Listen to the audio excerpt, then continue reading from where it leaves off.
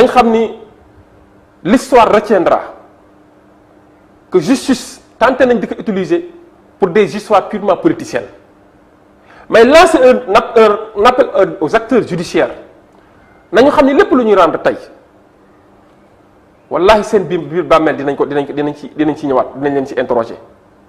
ma leen di wax ni Sénégal amoon na way wu rafet ci justice mais depuis Macky Sall ba mu faloo ba tey xel yu bëri ñu ngi am jiixi jaaxa ba kenn wóolatul justice te ay biir justice ay kilifa si biir justice nee nañ il y a un problème au sein de la gis nga fi ay magistrats yu démissionné gis nga fi koo xam benn procureur boo xam en pleine audience nañ ko dàq parce que dafa am ku mu bëggoon a topp waa nguur gi ne ko doo ko topp et pourtant kooku dañoo waxoon ni dafa luubal alalu réew mi te kooku noonu mu bëggoon topp jamono ji dem na rejoindre Macky Sall ministre am ngi toog salle des banquets et président union des magistrats génne na fi wax ne justice bi indépendant parce que nit ñi dañ ci dugal seen loxo son prédécesseur ñëwaat na wax loolu nga bëgg a taxaw ne ni justice boobu ñun Sénégal dañu ko war a wóolu alors que acteurs judiciaires yi ne si biir nee na jaruñoo wóolu parce que y a des problèmes encore une fois pour moi l'occasion est donnée à la justice de montrer une belle image que ñoom ñoo war a constituer le dernier rempart de notre démocratie de notre état de droit Ousmane Sonko doomu réew mi la il ne mérite pas ça yaakaar naa nag liñ naan il n'est jamais trop tard pour dire la vérité yaakaar naa ni dinañ delloo ci seen xel bala ñuy poser acte boo xam te ne c'est dans le sens de faire plaisir à Macky Sall dinañ delloo ci seen xel. moom dafa récuser le juge du 8e cabinet Mamadou Seck jàpp ne dafa jeng ba pare ku yomb jëmale ci benn boor la donc loolu est-ce que am nañ ay lay yu wër yoo xam ne nii bu ñuy bañ pour mu dugg ci mbir mi lay yooyu moom ngeen di teg ci loxo yi nga xam te ni ñoom ñoo war a àtte wàllu woowule. ma xamal la benn mbir le droit à la récusation est reconnu à tout justiciable qui doit comparaître devant un juge ñaari récusation moo am il y a ce qu'on appelle le fait de s'abstenir mooy l'autorécusation et la récusation qui émane même du justiciable juge yoon may na ka ñu jox ko dossier indil ko nit ki mu ni man du ma ko juger indi ay raison soit mbokkam la soit xaritam la wala sax mu ni kii damaa mës a jotee ak moom ci loo xam ne bokkul ak problème bi dañoo mës a jotee ba am si ay jàmmarloo kon mënuma ko àtte kooku dafa auto-récuser boppam te loolu kenn ko ci laaj lu tax nit tamit ñeme na jàkkaarloog juge nekkat bëgguma nga sama dossier nga yor ko automatiquement waruñoo sax xaar di ko laaj lu tax dès l'instant que am na droit boobu rek il suffit que mu respecter procédure bi rek juge pour man moo war a jëw gaawantu ne serait-ce que pour lever toute suspicion ne serait-ce que pour lever des équivoques moom moo war a ñëw jël delloo dossier bi ne d'autant plus que nit ki récusé na ma boroma mën a continuer loolu droit la te droit nag ñaara am droit da nga koy nangu ne sama droit la ba pare beneen mooy nga exercer ko Ousmane Sonko naa fekk exercer son droit qui lui est reconnu par nos textes, par les dispositions légales et réglementaires de notre pays, ce droit à la récusation d'un juge qui est chargé d'instruire son dossier ou qui est chargé de juger son dossier. C'est son droit, te nañ ko nangul. jox na nag ay éléments yi nga wane mooy jot nañ ci xibaar ne am na ay dossiers yoo xam jot nañ fee jaar si diggante ñaari cabinet ak procureur si noonu nañ koy jëm rek alors que fii fukki cabinet am na fii si Dakar fukki cabinet am na fi. élément yëpp bu ko jotee bu ko neexee mu ne amatuma confiance ci justice mais Ousmane Sonko du moom sax rek waxul loolu kese ay avocats ñoo bind te ay avocats ay acteurs judiciaires nañ pourquoi ñu bëgg ñëw taxaw di minimiser loolu pour man l'occasion moom est donnée à ce juge de rapidement se dessaisir de ce dossier parce que l'histoire retiendra que bis bu continuer ni mooy yor dossier bi dans ce cas Sénégal dinañ ko ñëw interroger ne que pourquoi cet empressement pourquoi cet entêtement te loolu baaxul ci justice. day def indi ay suspicion rek ay suspicion légitime yoo xamante ne nii moom juge bi na fàttaliku ne dafa am carrière dafa am famille dafa war a am fay way bu rafet parce que da war a def ba retraité Sénégal ñëw delloo ko njukkal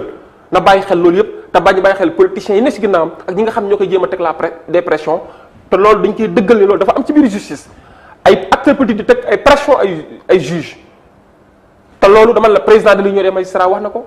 te pression yi dafa bari. te loolu dañ koy ragal ci dossier bi. mais dama ni. buñ ko ragalul woon mais duñ ko récuser moo tax Ousmane Sonko récuser na ko encore une fois moom yaa xayti xam nga maa lay àtte par force amul nit ki ñëw ne bul ma àtte nga ni ko man maa lay enquête par force loolu amul fenn kooku nag l'occasion lui est donnée quand même avant qu'il ne soit trop tard mu jël dossier bi jox ko keneen nekk comme récusé nañ ma jox leen xool beneen juge parce que juge pour man loolu la ñuy xaar ci moom atte da ngay atte ko xam ne da lay wóoru ka moo jàng wax la benn affaire Mohamed est-ce que xam nga tribunal juge même à l'occasion d'un procès même bu procès commencé woon wala enquête bi commencé ci biir enquête bi ki ngay enquête wala ki ngay atte nga jàppanteeg moom ba mer am ci yoon dala tere nga atte ko parce que da nga war am recul parce que jot nga am état d'âme ci dossier bi te juge warta am état d'âme buy juger loolu nag ma si lancé un appel au juge qui a été requis par le ministère public d'ouvrir une information sur ce dossier mu xam ne ki nga récuser droit la pour mu récuser que maintenant bu ñu fi ne taxaw sax di ko laaj le pourquoi ou le pourquoi pas na jëlloo dossier bi jox ko ki ñu ko war a jox et on en tire toutes les conséquences. kaay ma joxe benn xibaar tey loo xam ne yëgu leen ko xale Adji Sarr bi ñuy wax jour bi muy dem section de recherche di dem di porter plainte xam nga kan moo ko déposé chauffeur ak oto ki nga xam ne ni turam moo njëkk ci l'affaire des 94 milliards ñu tudd ko ci. moo ko déposé dama ne chauffeur ak oto bi nga xam ne jox nañ immatriculation oto bi yor nañ marque oto bi Ford Ranger moo ko déposé te yor nañ immatriculation oto bi chauffeur am caméra de surveillance capté nañ ko on a tous les éléments ñoom ñoo déposé Adji Sarr le jour la journée du 2 au 3 bi ñu wax ni c'est la ñoom section de recherche déposé plainte bi donc même oto boobu nee nañ taxawoon na ci devant le salon de beauté guddi gi nga xam ni moom ñoo ñëwoon doo jël si ko ak beneen médecin dañ tudd ci ak ñeneen ci biir oto bi ñoo xam ne demoon nañ dem hôpital pour def ay xam ay prélèvement xam te dara bi ci dëgg mujj ñoo def benn prélèvement en réalité médecin bi dëggal na bi nga xam ne waa section de recherche désigné ko nee nañ amul benn conjonction sexuelle amul benn rapport bi nga xam ne moo dëggal xam nga bu ay mbir yoo xam te ni Sénégalais yi am na ci déjà une idée opinion yi am na ci déjà une idée te du wane lu dul mais encore une fois Ousmane Sonko mérite la confiance Sénégalais yi lii pour man dafa lu ñu gën a doper les troupes de Pastef dafa lu ñu gën a dimbali Sénégalais yi xam ñan ñoo ñu jiite lu ñaaw lii xaaruñ ko woon ci Sénégal sos yu bon yi xaaruñ ko woon ci Sénégal ñu ñàkk jom ñu nekk ci nga xam ne ci mooy complot bi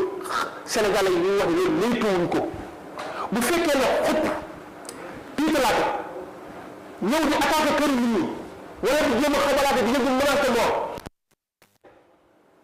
bu fekkee da ngeen di jàppaan ni man ngeen attaqué sama kër wala attaqué sama njaboot mooy tax ñu reculer c'est parce que da ngeen maa xam ne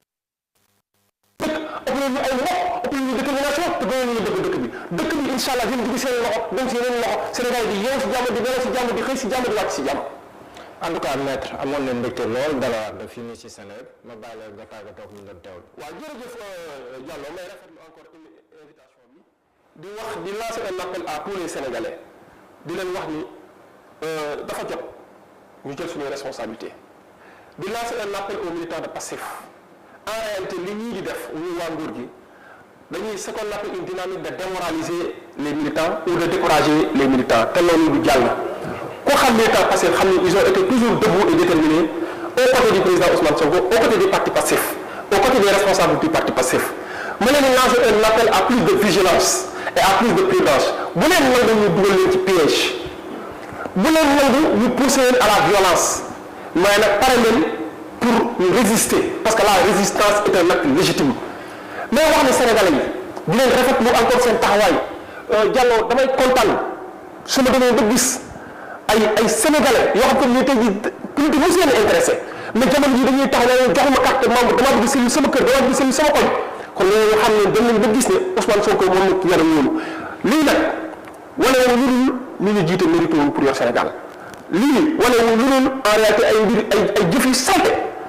commencé nañ di feeñ ci langue politique lii wane wu lu dul manque de respect sénégalais yi mais suñu ngeen dugg ci ay merci di complété nit Sénégalais yooyu ñoo war a jël seen responsabilité te wax ni ñoom il mérite plus que ça il mérite plus de considération plus de respect ñu delloo leen seen Sénégal ñu xool wax yu gën a wóor ay ne expert ay ne yu set ñu ñëw jox leen ñooñu doxal te loolu moo jëlee réew mi kanam encore une fois ma leen remercier bu baax a baax di wax ne jot naa xibaar bi nga ne dañuy ñëw attaqué sama alal attaqué sama jëmm maa ngi leen di xaar jërëjëf maître Abdoulaye Tall ma sant ko gërëm yéen doon teewlu gërëm itamit ñi nga xam ne ñoom ñoo fare woon si technique bi di leen daje suba incha allah ak beneen gan si tolluwaay jaa ngeen jëf